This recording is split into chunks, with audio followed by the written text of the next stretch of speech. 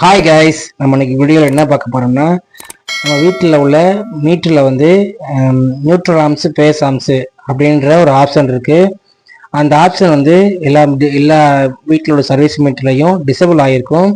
அது எப்படி எனேபிள் பண்ணுறது அப்படின்ற இந்த வீடியோவில் பார்க்க போகிறோம். இதை எனேபிள் பண்ணுறதுக்கு வந்து நம்ம மீட்டரில் வந்து புஷ் பட்டன் இருக்கும் ஒவ்வொரு மீட்டர்லையும்.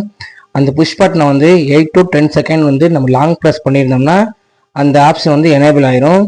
அந்த ஆப்ஷன் ஏன் எனேபிள் பண்ணணும் அப்படின்னா, நம்ம வீட்டில் வந்து இதில் வந்து ஆப்ஷன் எனேபிள் பண்ணும்போது நோடு 2 அப்படின்றது வரும். அது வந்ததுக்கப்புறம் அந்த ஆப்ஷன் எனேபிள் ஆயிரும். டேட்டு, டைமு, அதுக்கடுத்து வோல்டேஜ், அதுக்கடுத்து ஃபேஸ் ஆர்ம்ஸு PHA அப்படின்னு வந்துச்சுன்னா ஃபேஸ் ஆர்ம்ஸு, NTA அப்படின்னா நியூட்ரல் ஆர்ம்ஸு. இது ரெண்டும் வந்து ஒரே வேல்யூவில் இருக்கணும். அப்படி இல்லாமல் இருந்துச்சுன்னா நமக்கு வந்து கரண்ட் பில் வந்து அதிகமாக வரும். இது ரெண்டும் நம்ம வீட்டில் வந்து கரெக்டான வேல்யூவில் இருக்கா அப்படின்றத நீங்கள் ஒவ்வொருத்தவங்களும் செக் பண்ணி பாருங்கள்.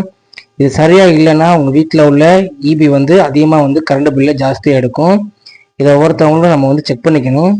இது கம்பல்சரியாக கரெக்டாக இருக்கும். ஒரே வேலையில் இருந்தால் மட்டும்தான் நம்ம வீட்டில் உள்ள கரண்ட் பில் வந்து சரியாக இருக்கும். இல்லைனா நம்ம வீட்டில் உள்ள கரண்ட் பில் வந்து எக்கச்சக்கமாக ஏறிடும்.